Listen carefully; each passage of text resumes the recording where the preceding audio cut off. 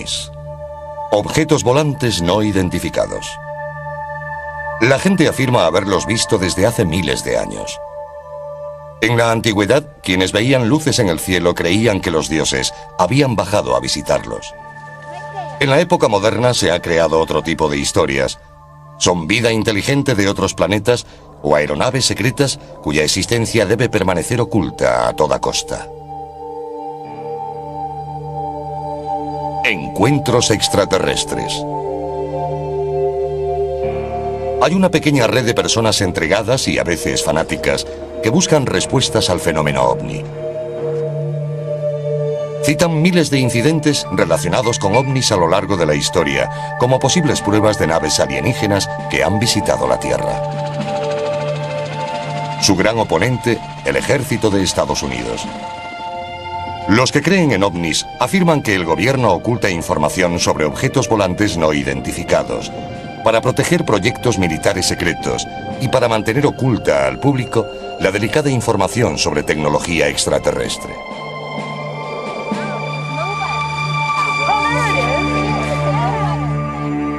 En marzo de 1997, miles de personas vieron inexplicables luces en el cielo de Phoenix, Arizona.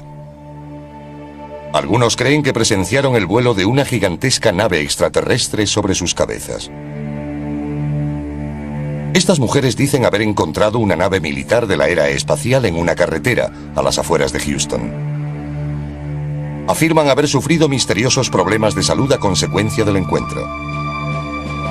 ¿Tienen estos observadores pruebas de encuentros con ovnis? ¿Está el gobierno de Estados Unidos involucrado en una conspiración para ocultar información sobre los ovnis? ¿O quedarán archivados para siempre como sucesos inexplicables?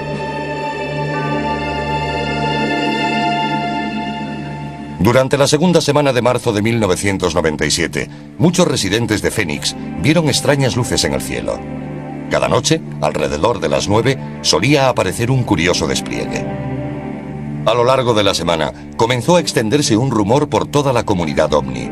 Teléfonos móviles, buscas y páginas web corrieron la voz de actividad inusual en el cielo de Phoenix. Tom King, armado con su extraña pero profesional cámara casera, se fue a la reserva india de Gila River para ver mejor las luces. La observé durante unos segundos y pensé, esto no es un avión, no sé qué es. Vamos a por estas cosas. Corrimos hasta los coches y cogimos nuestro equipo de vídeo. Regresamos allí arriba con el vídeo, el telescopio, los prismáticos y todo lo demás. Entonces empezamos a grabar y la primera luz se apagó. Unos 10 minutos después se encendió toda una formación. Luego volvieron a aparecer y esta vez eran más. Entonces apareció otra cerca de donde había aparecido la primera luz. Y un minuto después, una mujer gritó, ahí hay otra. No sabía cuál filmar, porque estaban muy alejadas entre sí. Pero entonces comenzaron a venir más, hasta un total de 4, y dije, este es un avistamiento importante, porque esto no sucede normalmente. Aquellas cosas tenían el tamaño aproximado de un pulgar extendido. Eran como soles naranja, muy brillantes, pero no iluminaban nada de lo que había a su alrededor. Look at there's 3 of them all together. I got the third one popping. There's one behind the chimney, one just flared up. I got 4 of them. Major sighting here. No, there's 5. Oh! Another one just showed up. Whoa! Maybe somebody's setting up lights. You see that? No, those are in the sky. Holy. Mike Kerston observó las luces desde 65 kilómetros al norte de la posición de Tom King. Durante más de 3 minutos, Kerston grabó la emocionante aparición. Cuando vi la luz pensé, voy a grabarla, así podré mostrársela a alguien que pueda decirme qué es. Mientras lo hacía comenzó toda esa exhibición y secuencia de luces. Fue como si me hubiera tocado el premio gordo.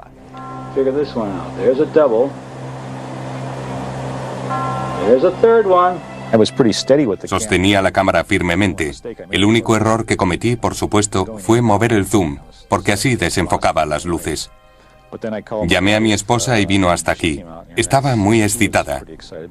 Lo que grabé sucedió a las 10 de la noche y al parecer los avistamientos tuvieron lugar desde las 8:15 hasta las 10 en punto. Hubo muchos testigos. Hey Sue, take a look at this.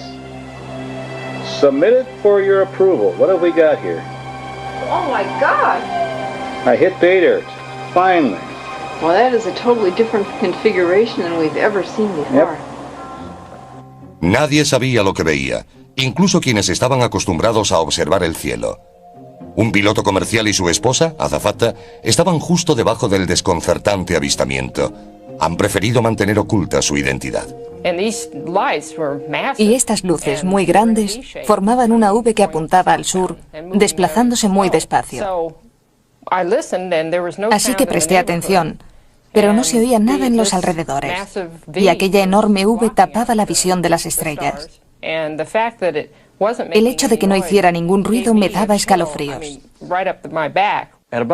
Más o menos cuando estuvo sobre nuestras cabezas, fue cuando me di cuenta de que no sabía qué estaba mirando. No eran cazas ni aviones grandes, iban tan despacio que parecía que flotaban en el cielo. Me quedé allí de pie observándolos fijamente hasta que se perdieron de vista.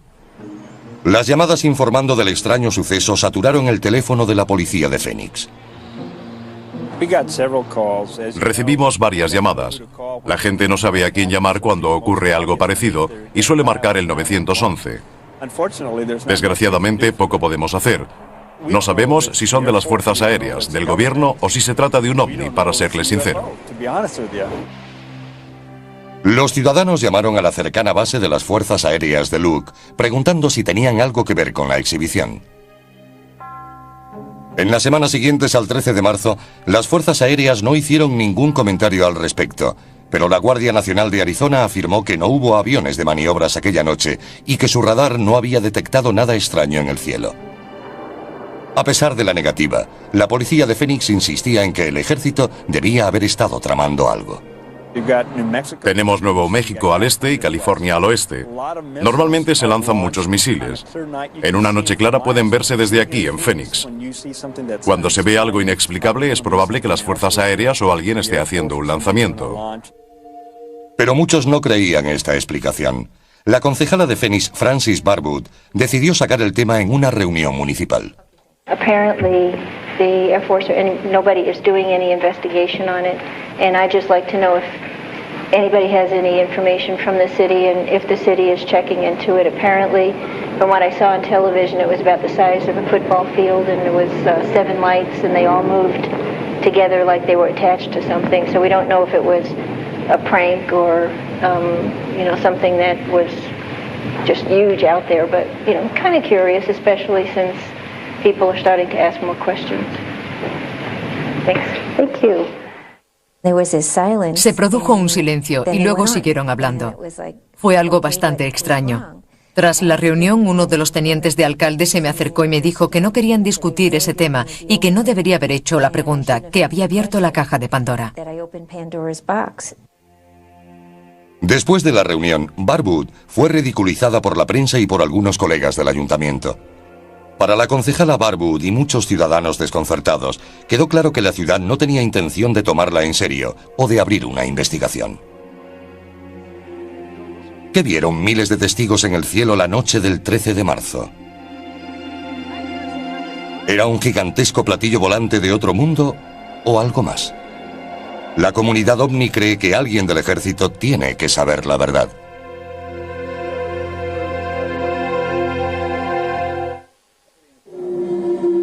El avistamiento del 13 de marzo de 1997 sobre Phoenix fue uno de los acontecimientos ovni más visto. Miles de testigos afirmaban haberlo contemplado y fue grabado, convirtiendo este avistamiento en algo único. Mientras la gente exigía explicaciones, el ejército se negaba a hacer comentarios y el ayuntamiento ignoraba las peticiones de investigación. Los observadores decidieron ocuparse del asunto ellos mismos.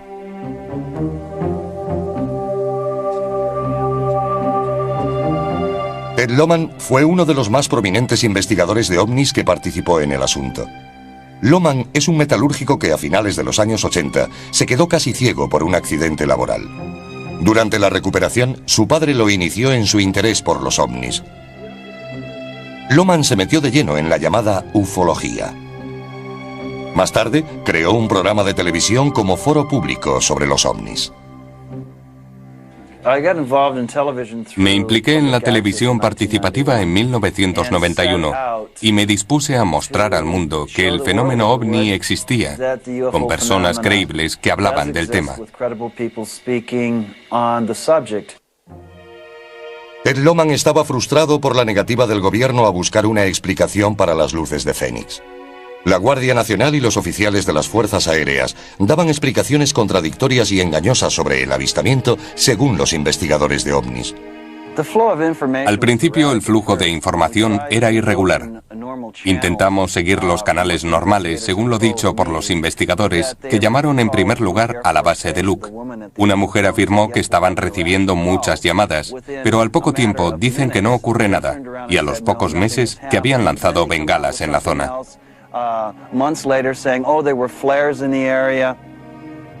La Guardia Nacional de Arizona había dicho en principio que no tenía aviones en el cielo el 13 de marzo. En mayo, después de que el periódico USA Today publicara un artículo sobre el incidente, cambió su historia diciendo que la Guardia Nacional de Maryland había lanzado bengalas sobre el campo de tiro de Gila River en unos ejercicios. Lohmann decidió mandar a analizar el vídeo de las luces de Fénix para ver si esta nueva explicación podía ser confirmada. Cuando recibes algo como las luces de Fénix, hay que ponerlo en manos de expertos. Contacté con Jim Diletoso, en quien confiaba que estudiaría el fenómeno con la mente abierta y que me diría lo que pensaba en realidad.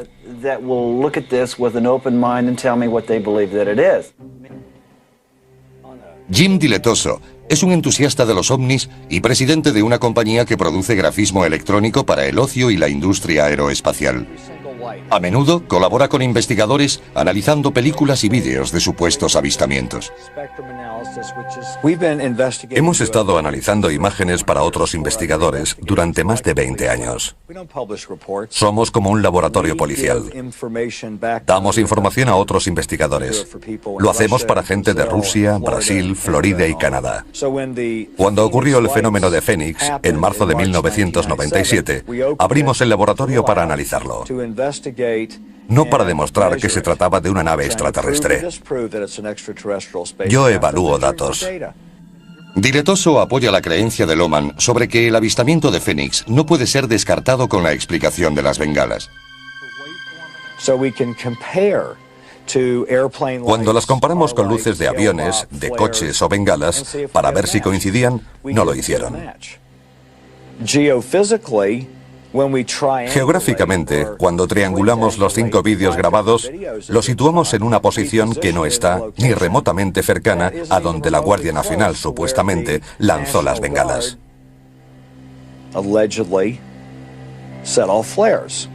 Tan solo duraron 10 minutos, y este suceso tuvo lugar durante horas, la noche del 13 de marzo. Muchos testigos discuten la posición donde el ejército afirma que fueron lanzadas las bengalas. También insisten en que las luces no iluminaban las montañas circundantes del modo en que lo habrían hecho las bengalas. Me gustaría decir que las luces que nos sobrevolaron esa noche no fueron bengalas. Yo he lanzado esas bengalas desde mi helicóptero en Vietnam. He visto las que se arrojan desde los cazas y oscilan de una forma muy característica. Van suspendidas de un paracaídas y es imposible que mantuvieran la perfecta formación en V mientras surcaban el cielo. ¿Eran bengalas? Posiblemente fueran del ejército o de la Fuerza Aérea. Pero creo que se trataba de algo más. Lo que sucedió fue un espectáculo para la gente en la zona de Fénix. Duró demasiado tiempo para ser unas simples bengalas.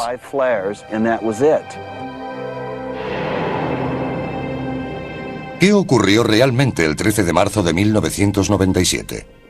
¿Vieron los miles de residentes de Fénix pasar sobre ellos una nave extraterrestre entre las 8:30 y 10 de la noche? Los escépticos cuestionan las técnicas de investigación de los llamados ufólogos. La responsabilidad de probar el suceso ovni reside en la persona que cuenta la historia, no en la que intenta desacreditarla. Tanto en la ciencia como en la vida real, las pruebas deben ser tales que no haya otra explicación más lógica, más fácilmente aceptada o más verosímil.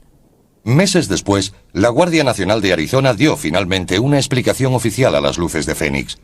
Afirmaron que los avistamientos se debieron a una unidad aérea de maniobra sobre el sur de Arizona. La grabación de las 8:30 mostraba una formación de aeronaves por la zona. Más tarde, alrededor de las 10 en punto, se trataba de bengalas lanzadas por la Guardia Nacional de Maryland sobrevolando el sudeste de Phoenix. Todo lo que vio la gente fue un grupo de luces. Hubo quien las unió imaginando un objeto. Incluso algunos en la comunidad ovni dicen que las bengalas podrían haber sido las responsables de los avistamientos de las 10 en punto, pero afirman que los aviones convencionales no podrían haber producido la formación en V, vista por los testigos entre las 8 y las 10. El patrón parece militar, pero la gente tenía una impresión muy diferente de lo que sucedió a las 8:30. Si observamos la trayectoria de vuelo, algo muy importante, y trazamos una línea hacia el noroeste de Henderson, Nevada, nos lleva a la base aérea de Nellis y al Área 51. El Área 51 es la Shangri-La de la comunidad ovni. Una base militar secreta en el desierto de Nevada que no aparece en ningún mapa del gobierno. Creen que el gobierno esconde muchos de sus secretos sobre ovnis en la famosa base. Los primeros informes llegaron del noroeste y directamente de acuerdo con esa línea. Hubo muchas especulaciones acerca de algo procedente de la base aérea de Nellis o Área 51, un avión espía súper secreto que vino en esta dirección. Estos observadores no están seguros de qué provocó las luces del 13 de marzo. Las teorías de aviones espía proliferan junto a las de naves extraterrestres, pero todas coinciden en pedir que el gobierno muestre al público la información que posea. Creo que hablo en nombre de la mayoría de la gente del campo de la ufología al decir que queremos la verdad. Quizás deseemos no haberla sabido una vez sea revelada, pero queremos que todo salga a la luz. Mucha gente, incluida al menos una concejala, pide una investigación sobre lo que sucedió. Yo pago con mis impuestos el combustible y los aviones, y cuando tengo serias preguntas y pruebas de algo, exijo alguna respuesta. Pienso que hay una ley no escrita por la que no se pueden preguntar estas cosas cuando formas parte del consejo. Se han reído de la gente que afirma haber visto algo. Yo nunca he visto nada, pero obviamente algo sucedió aquella noche. Cientos de personas me han contado lo que vieron y todos describen lo mismo. Allí hubo algo. A pesar de la demanda de la comunidad ovni, el ejército ha insistido en que no tienen nada más que decir sobre las luces de Fénix de marzo de 1997.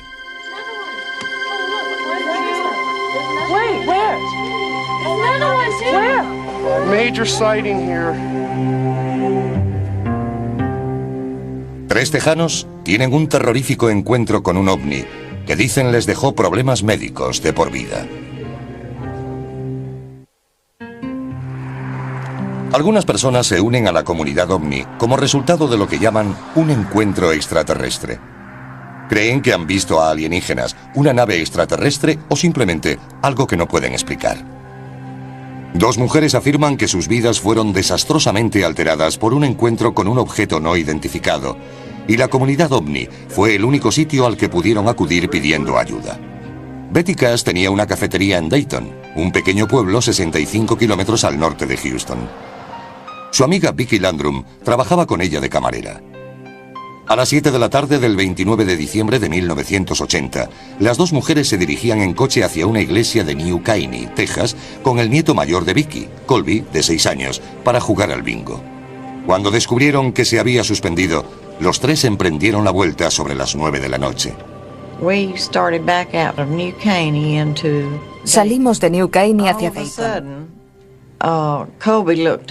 De repente, Colby miró hacia arriba y dijo: Abuela, ¿qué es esa luz brillante? Era tan brillante que ni siquiera podía ver la carretera. Entonces Vicky gritó para que diera la vuelta. Dijo, Betty, viene derecho hacia nosotras, para. Había estado lloviendo, así que no podíamos salir de la carretera y girar para dar la vuelta. Tuvimos que detenernos. Salí por el lado derecho sujetando a Colby. Betty se puso delante del coche y se quedó allí mirando hacia arriba. Yo le gritaba que volviera adentro porque temía que se quemase. Los tres habían encontrado por casualidad lo que parecía ser una aeronave con problemas. El vehículo lanzó un chorro de calor y fuego sobre el asfalto y los ocupantes del coche. Tenía la forma de un diamante. Quiero decir que era muy parecido, y salían llamas de la parte de abajo. Soy muy curiosa y fui a averiguar de qué se trataba. La luz era tan brillante que me cegaba. Levanté la mano y me quedé allí de pie intentando averiguar lo que era. Vicky seguía gritándome para que volviera al coche, diciendo que iba a morir abrasada. Fui a abrir la puerta y al tirar me quemé la mano. Las llamas de la nave habían calentado el exterior del vehículo. Una vez dentro, Betty encendió el aire acondicionado para tratar de enfriar el vehículo, ya que el calor era insoportable. Aterradas, vieron a la nave luchar por remontar el vuelo durante unos 10 minutos. Cuando finalmente se elevó, Betty Cash arrancó el coche, marchándose del lugar. Siguió subiendo y bajando hasta que muy lentamente comenzó a subir y se dirigió hacia Houston.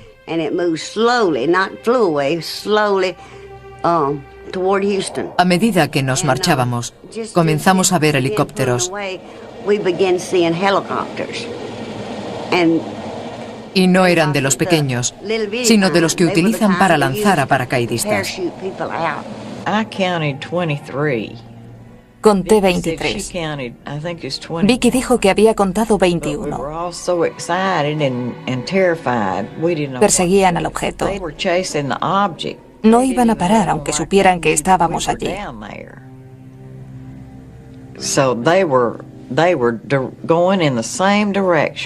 Iban en la misma dirección del objeto y no perderían tiempo en bajar. Betty Cash condujo a toda velocidad para huir de la nave mientras Vicky Landrum trataba de consolar a su nieto. Pero a medida que bajaban por la carretera rural, se cruzaron varias veces con la extraña caravana. Después de haber conducido durante unos 12 kilómetros, vimos un grupo de helicópteros que volaban con las luces encendidas. Eran de los grandes. Betty Cash, a pesar de las graves quemaduras de su mano, cuello, cabeza y pecho, se las arregló para conducir hasta Dayton. Vicky tenía quemaduras en la cara, Colby en la espalda. Deshidratados, los tres bebieron agua y contaron a sus familias y amigos lo sucedido. El hijo mayor de Betty, de 20 años, trató de convencerla para ir al hospital. Cuando las noticias locales no comentaron el suceso, ella decidió esperar. Me pidió que fuésemos esa misma noche cuando le conté lo sucedido. Pero le dije, si vamos al médico pensará que estoy loca. Tengo que irme a la cama. Pasé la noche muy enferma, vomitando.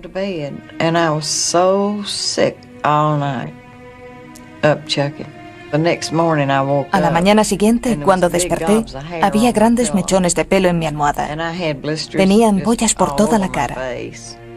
Durante varios días, las mujeres rechazaron atención médica temiendo no ser creídas. Pero cuando el estado de Betty empeoró, cedió y los tres fueron al hospital. No sabíamos que estaba tan mal. Y cuando fuimos al hospital, el niño lo contó todo. Aunque yo se lo había advertido, dijo, me vas a regañar, pero le voy a contar al doctor lo que nos ha pasado. Los doctores estaban desconcertados ante la causa de las extrañas quemaduras de Colby, Vicky Landrum y la más grave de los tres, Betty Cash. Las enfermedades que sufrió 3 semanas después de la exposición fueron las típicas provocadas por la radiación. Perdió la piel y el pelo de la zona expuesta. Tenía diarrea, vómitos, todos los síntomas clásicos. No pienso que se lo inventara. No hubiera podido hacerlo, porque no lo sabía. Sufría exactamente lo que podría describirse como una exposición a la radiación de 2º o 3er grado.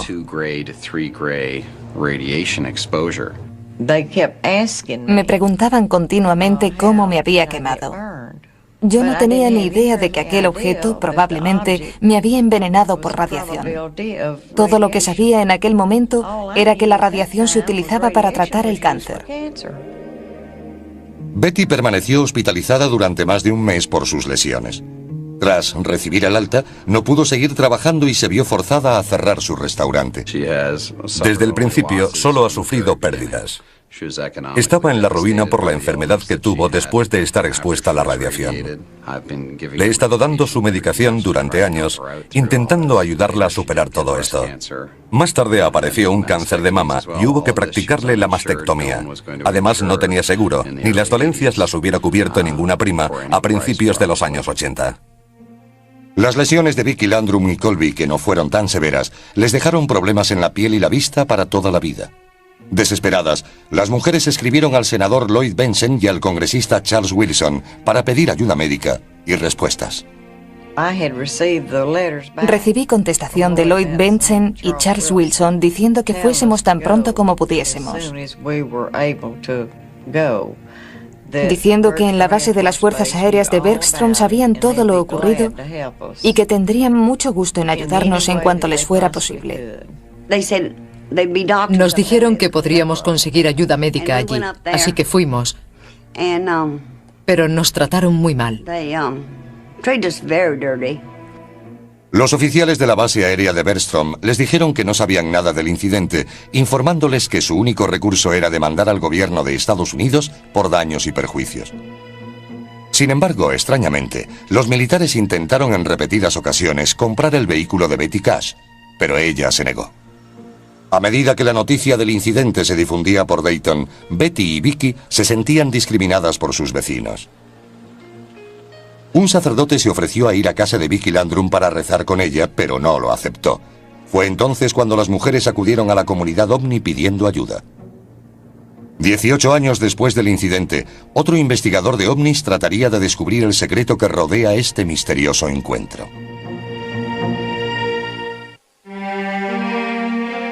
Betty Cash y Vicky Landrum han sido ridiculizadas e ignoradas desde su supuesto encuentro con una nave en 1980. Pero la comunidad ovni se niega a dejar que el caso caiga en el olvido.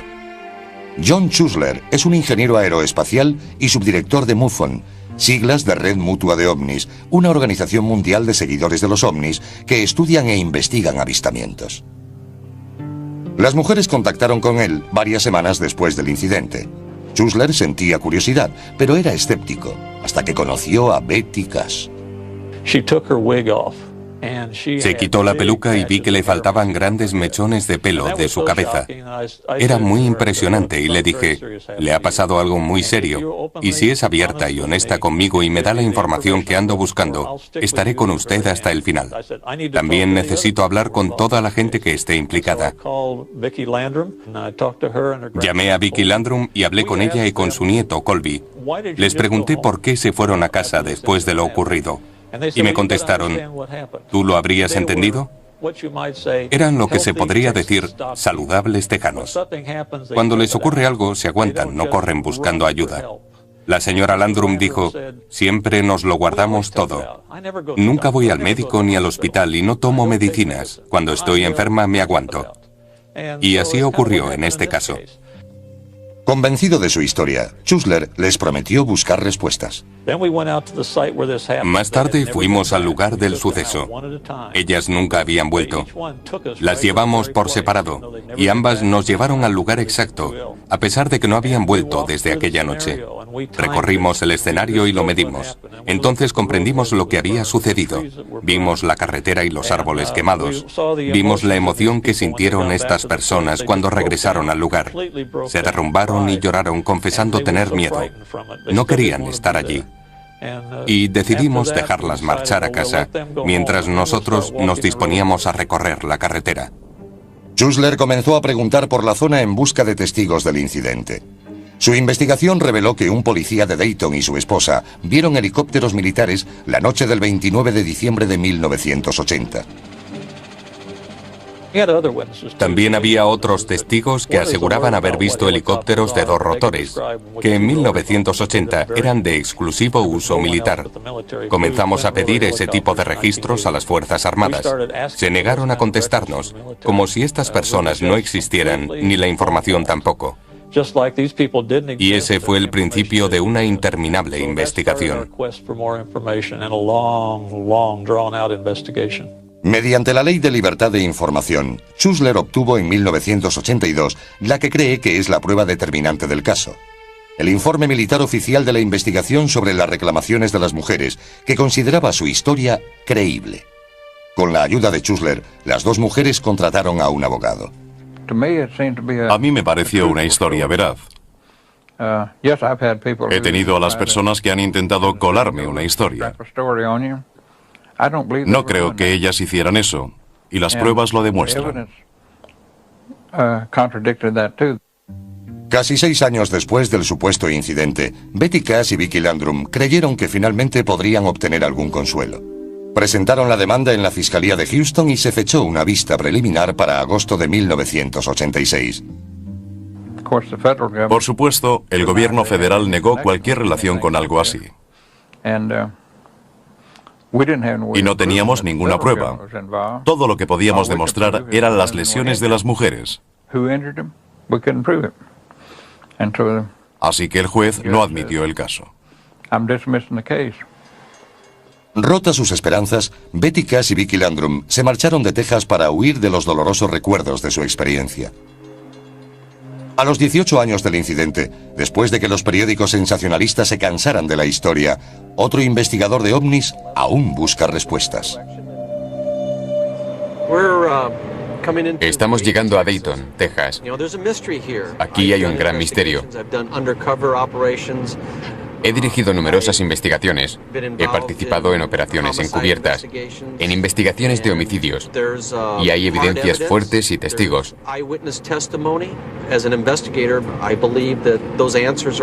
Como investigador, espero descubrir información que pueda desvelar este misterio y añadir otra pieza al puzzle de lo que sucedió el 29 de diciembre de 1980.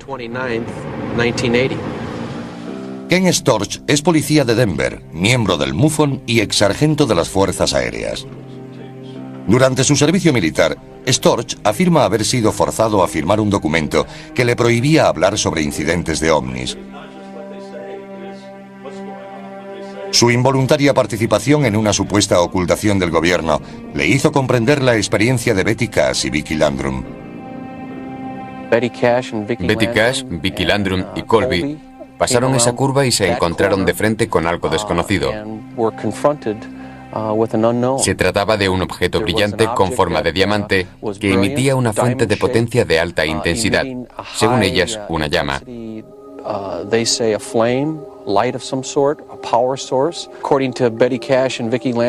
Según Betty Cash, Vicky Landrum y John Chusler, la nave bajó del cielo irradiando un intenso calor que hizo que el alquitrán se derritiera, contaminando el área circundante. Este es un caso clásico de encuentro. Estamos en el lugar exacto en el que ocurrió. John Chusler visitó el lugar 3 semanas después del incidente y percibió cambios en la carretera.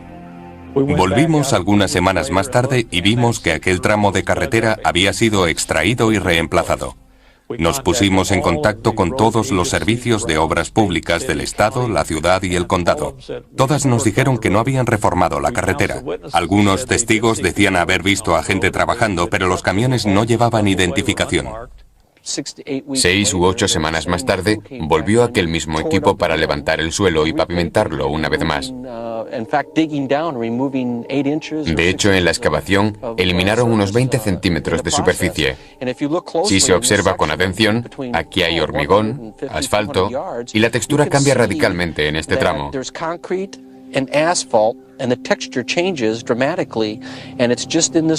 No es como el resto de la carretera. Storch percibe que los cambios hechos al asfalto van en paralelo con pequeños árboles que flanquean la carretera. El crecimiento de estos árboles indica que son muy jóvenes, y algo más lejos, los árboles tienen unos 40 o 50 años, quizá más. La falta de árboles en esta zona indica que han sido retirados. ¿Por qué? Los investigadores creen que el ejército reparó la carretera para ocultar las pruebas del inexplicado encuentro de Betty Cash y Vicki Landrum. Creo que aún hay pruebas por descubrir. Y verdaderamente espero que manteniendo este tema en el candelero, manteniendo la presión, seamos capaces de conseguir esas respuestas y encontrar al testigo que diga: yo piloté ese helicóptero, estaba allí y me siento mal por lo que le sucedió a esas dos señoras. Creo que es muy importante para los grupos civiles que estudian el fenómeno ovni continuar trabajando en esto, a menos que haya una razón para no hacerlo, como una declaración por parte del gobierno. Y cuando la gente tiene encuentros con ovnis, necesita ayuda. En la NASA y la base aérea de Benston se niegan a hacer comentarios. Betty y Vicki creen que el gobierno estadounidense les ha mentido acerca de su implicación desde el principio. Han arruinado mi salud. Han arruinado mi vida. ¿Qué más les queda por hacer? ¿Matarme? Probablemente les encantaría hacerlo. Pero soy tan terca y cabezota que voy a demostrarles que pienso seguir luchando mientras viva. ¿Son Betty Cash y Vicki Landrum víctimas de un programa militar secreto fallido? Hay una conspiración para ocultar las pruebas de aquella desafortunada noche de diciembre de 1980. Llevaron el caso a los tribunales. Perdieron en el Tribunal Federal. No pudieron demostrar que lo ocurrido pudiera ser el resultado de alguna acción del gobierno. Creo que se extralimitaron. Hay que recordar que casi el 10% de los casos relacionados con ovnis son inventados por gente que informa sobre sucesos, que sabe que no son ciertos. Los investigadores de fenómenos ovni ven demasiadas coincidencias en el caso para que sea una invención. Hay que admitir que cualquier tipo de radiación puede ser imitada por algunos aparatos, pero tenemos la combinación de efectos, múltiples testigos, información de testigos que respaldan la de otros, más el testimonio de los médicos sobre un caso que tuvo lugar exactamente al mismo tiempo. Este caso lo reúne todo. Creo que Betty Cash y Vicki Landrum encontraron algo. Mi intuición me dice que el gobierno está metido hasta las cejas. Creo que tenemos que presionar al tío Sam para que ponga las cartas sobre la mesa y nos deje ver toda la información. Los críticos creen que la comunidad ovni busca respuestas del gobierno que simplemente no existen. Si los investigadores no reúnen suficientes pruebas para hacer un análisis objetivo, no importa que uno crea que ha pasado por una extraña experiencia. Cuando dicen que no pueden continuar con la investigación, no están siendo crueles, están siendo realistas. Los escépticos discuten las teorías de conspiración que rodean muchos casos y aseguran que el gobierno no tiene motivos para ocultar la verdad. Uno puede reconstruir un hecho y hacerlo parecer muy extraño. Por experiencia, sé que el ejército no miente respecto a lo que hace. Se preocupa mucho por su imagen pública. Primero, el gobierno tiene razones para mentir. Y segundo, el gobierno miente. Hay pruebas sobradas de que lo han pillado con las manos en la masa. El incidente de Alabama con dos jóvenes negros que fueron sometidos a pruebas. Los soldados llevados al desierto en los años 40 y 50 sometidos a explosiones atómicas. Y el gobierno lo niega todo. Yo diría a estos caballeros, mentira. Un militar se enfrenta al gobierno y exige que revele sus secretos sobre los ovnis.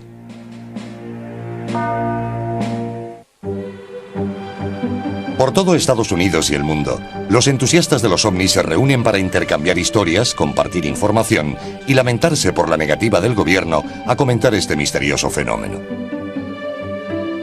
Uno de los críticos más elocuentes del secretismo del gobierno es el sargento mayor retirado Robert Dean, que durante los años 60 tuvo un alto cargo en la OTAN. Dean afirma haber visto un documento militar altamente secreto que contenía información sobre incidentes con ovnis que casi desencadena la Tercera Guerra Mundial.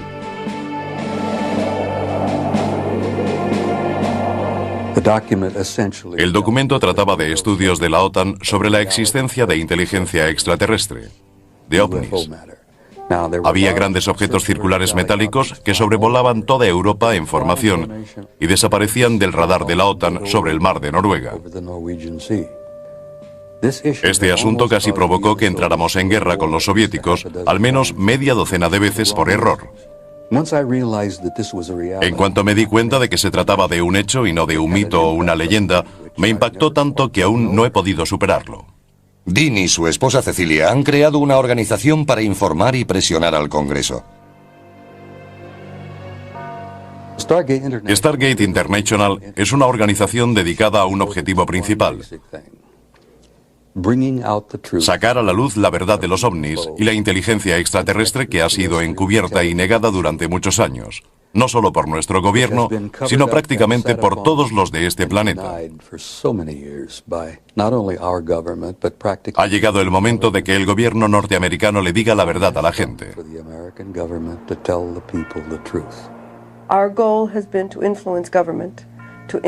Nuestra meta ha sido influir en el gobierno y en el Congreso para conseguir audiencia, logrando quizás no el hecho de que revelen información y pruebas actuales de la existencia de ovnis, sino que al menos nos den la oportunidad de que lo hagamos nosotros. Robert Dean cree que la política del gobierno de negar la existencia de ovnis y ocultar pruebas viola los derechos constitucionales de sus ciudadanos. Juré dar mi vida, si era necesario, para defender la Constitución de Estados Unidos. Y no me lo tomé a la ligera. He estado en muchas guerras, muchas que la gente ni siquiera conoce. Y para mí está muy claro que nuestro proceso constitucional está literalmente en peligro por esas mentiras y tapaderas, por 50 años de engaños.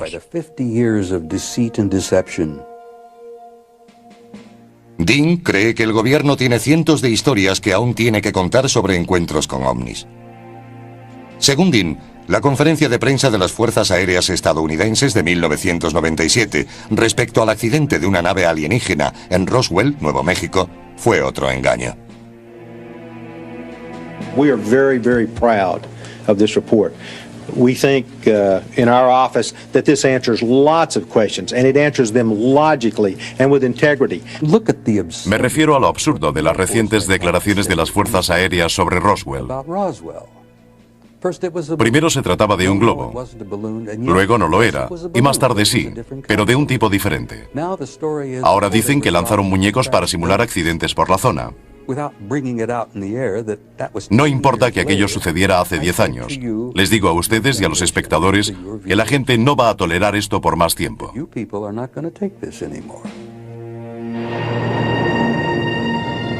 ¿El gobierno de Estados Unidos está ocultando secretos a los ciudadanos sobre ovnis y vida extraterrestre?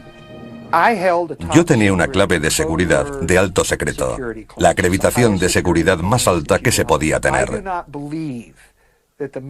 No creo que el ejército pueda mantener secretos durante periodos de tiempo significativos, sobre todo aquellos que a la gente le gustaría saber, como los ovnis. Muchos interponen demandas por acciones del ejército, pero no pueden aportar ninguna prueba. La comunidad ovni cree fervientemente que el gobierno oculta secretos y pruebas de visitas extraterrestres. Nos encontramos en uno de los accesos al Área 51. La rodea mucho misterio. No sabemos quién la dirige. El gobierno niega saber nada acerca de ella, pero se ha convertido en una de las bases secretas más famosas del mundo, levantada aquí, en medio de la nada. Creo que en medio del desierto hay probablemente algunos huesos enterrados y vehículos estrellados. Como dijo Ted, conozco historias, he leído artículos, he oído testimonios, pero no tenemos un platillo volante estrellado del Área 51, ni un extraterrestre yaciendo a su lado que podamos mostrar al resto de la comunidad. La mayoría de escépticos, aunque admite que pueda existir vida extraterrestre en el universo, no cree que hayan establecido contacto con la Tierra. Los ovnis existen. La gente ve cosas que no puede explicar. Siempre ha sido así y seguirá siendo así. Existirán los ovnis siempre que exista algo en el universo que no podamos explicar. No pienso que vayamos a ser negativos al respecto, porque eso no nos favorece. Si alguien viniera, sabríamos lo que representa tecnológicamente. Nuestra única esperanza es que vengan en son de paz. Si no es así, deberíamos rendirnos. Creo que ya hemos establecido contacto y que caminan por este planeta como si fuesen humanos. Quizá mucho más adelante, mediante cambios sociales y gubernamentales, seamos capaces de aceptar a los que vendrán y a quienes ya han venido y aún no hemos sido capaces de ver. Para la comunidad OVNI, no es cuestión de si podemos establecer contacto, sino de cuándo. Estos observadores mantendrán sus ojos fijos en las estrellas y presionarán al gobierno en su búsqueda de pruebas irrefutables de una nave alienígena. Para el resto, la verdad acerca de quién, si es que existe, habita los cielos y qué secretos han guardado los gobiernos, probablemente permanecerá sin explicación ahí fuera.